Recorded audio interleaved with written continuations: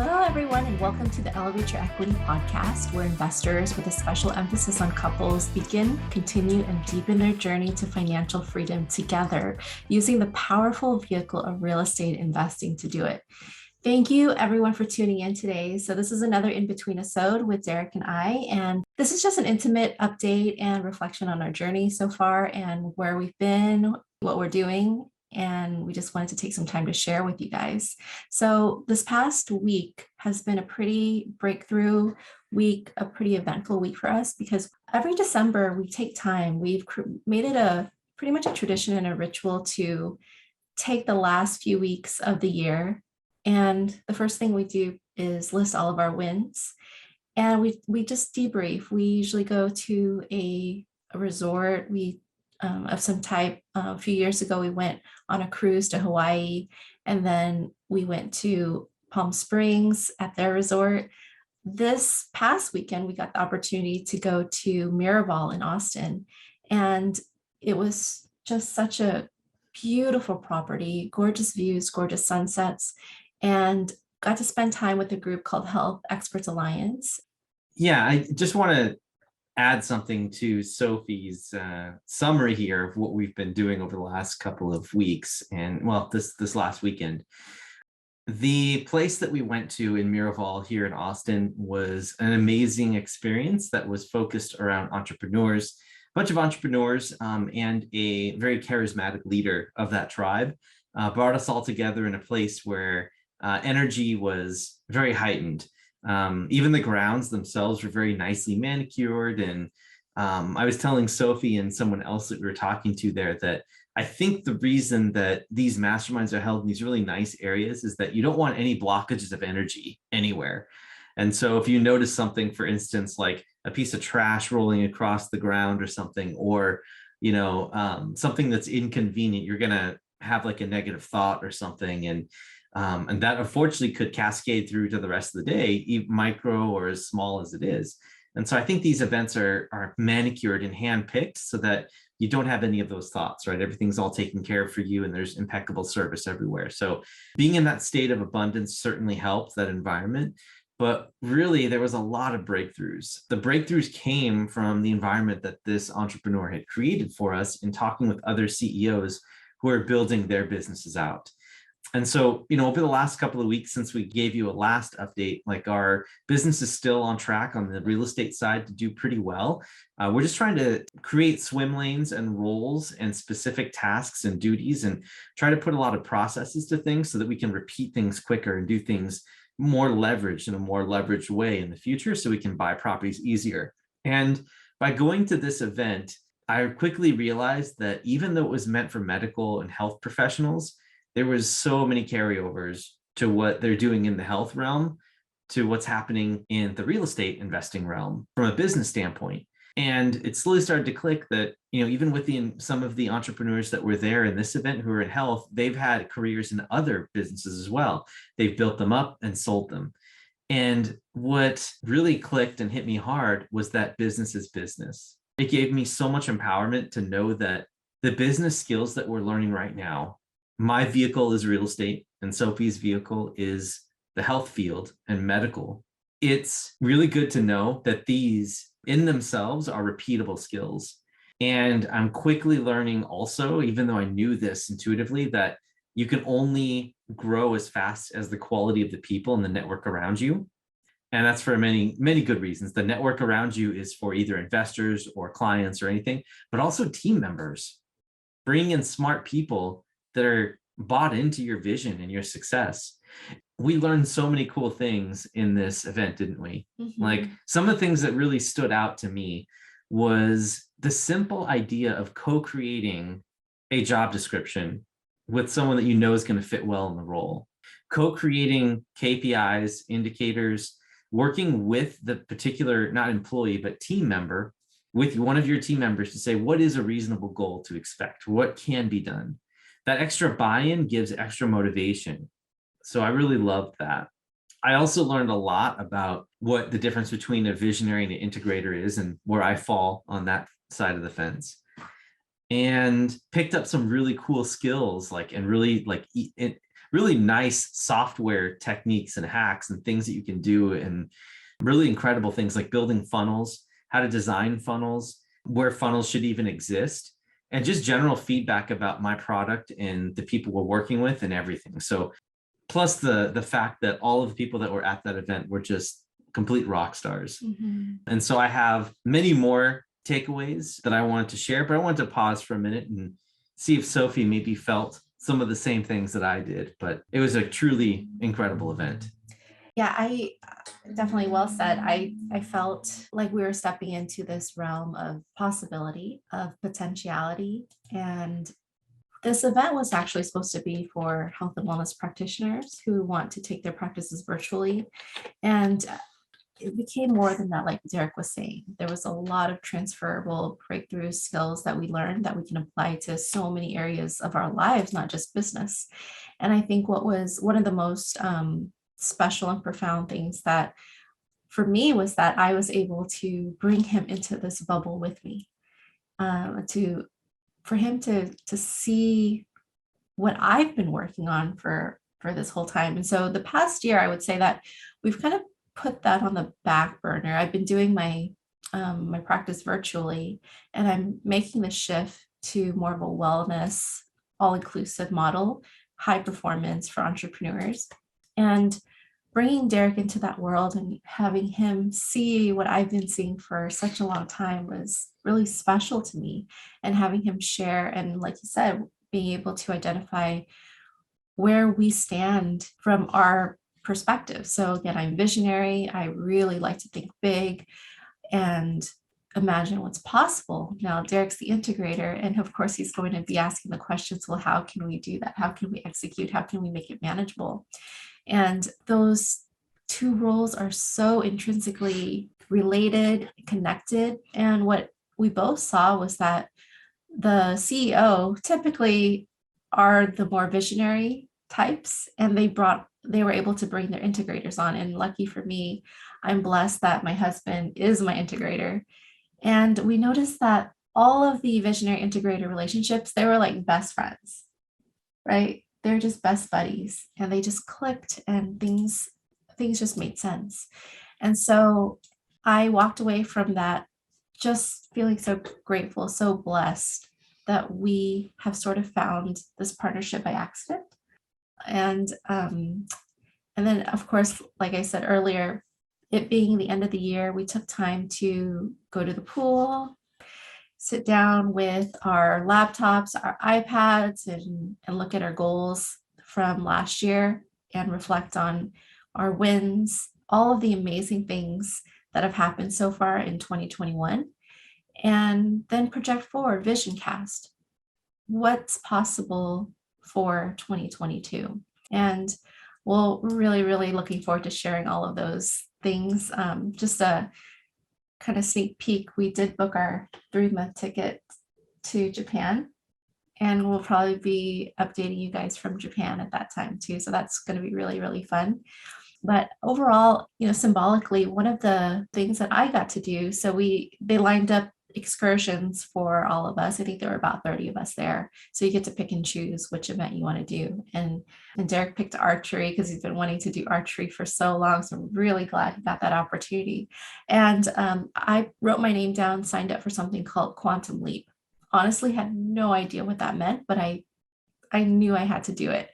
And when the morning that we had to go to do our events, I walk up and it turns out only 4 people out of the entire 30 had signed up for this particular event because they knew what that was. So basically it's about, what would you say, like a 50-foot pole with these little metal brackets where you climb up all the way to the top, and you are strapped and harnessed. But when you get to the top, you have to balance yourself on probably a 10-inch diameter piece of wood. You have to get both feet on top. The wind was blowing, the pole shaking. I'm up there and I get a split second, of like, can I do this? Can I do this? Do you trust? And again, symbolically, I took a deep breath. I stood up, put my feet up, stood up on that pole, and just launched myself off into the air, like this 5-dimensional, experience of just full blown trust of the universe. And Must have felt good. it felt so freeing. And it felt like, again, I keep using the word symbolic, like it was metaphorically like how I want to launch into the next year, how I want to launch into this new chapter. I've been holding back a lot. And I think that was for me a test of my faith in myself, a belief in my potential and our partnership in everything we're doing, Elevate Equity, Live Whole Wellness, and who knows, infinite more companies to come. But I just wanted to share that moment and to really encourage all of you who have been listening, following us for this past year on this crazy journey, that it's okay to take the leap into any area of your life that you're feeling discomfort or uncertain in, because at the end of it all, something, if you're feeling like you're attracted to whatever possibility that is, something good will be waiting for you. They say that all of your dreams and hopes are waiting on the other side of fear. And, listening to Sophie talk, it's clear that we need something like this. We need moments in our life where we are allowed to see what we're made of. We have a choice. We can defer, back off, go away, not get involved, ignore, shut down, resist, or we can step into it and understand that even though you're stepping into it, there's a risk of failure. It's never truly failure unless you give up. Failure is just progress. And there's paths that we all walk.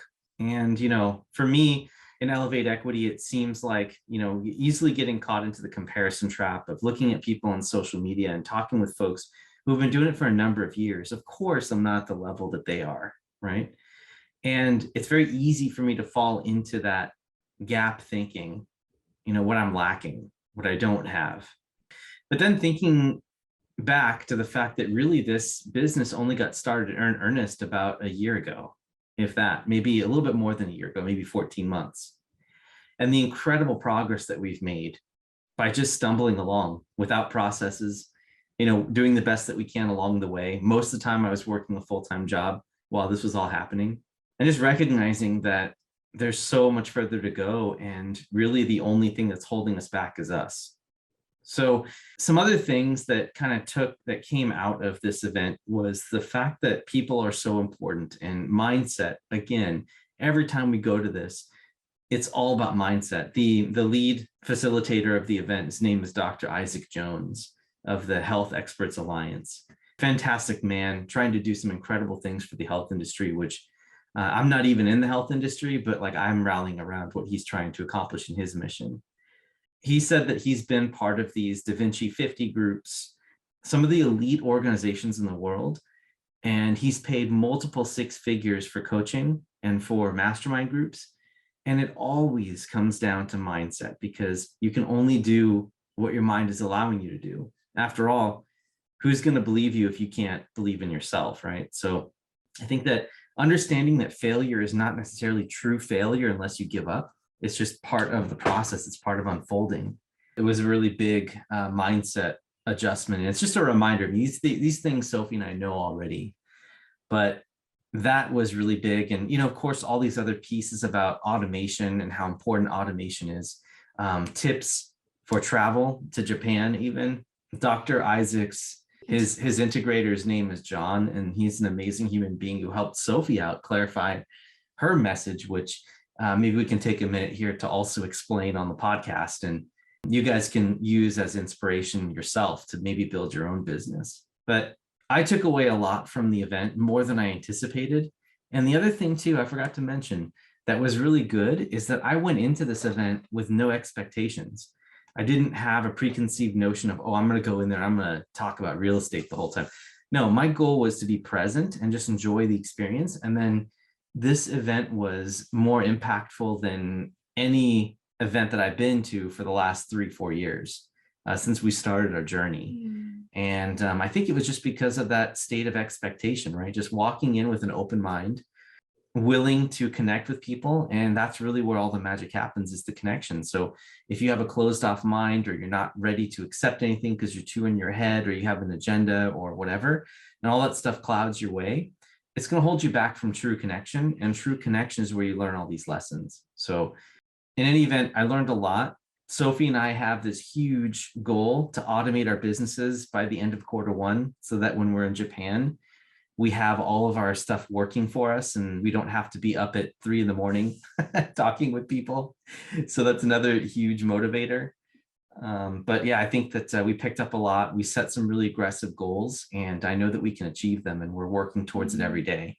And we still have yet to do a full-blown goal setting session, but that's definitely coming up. And by the time this podcast comes out, it probably will already have been the end of the year and out to 2022.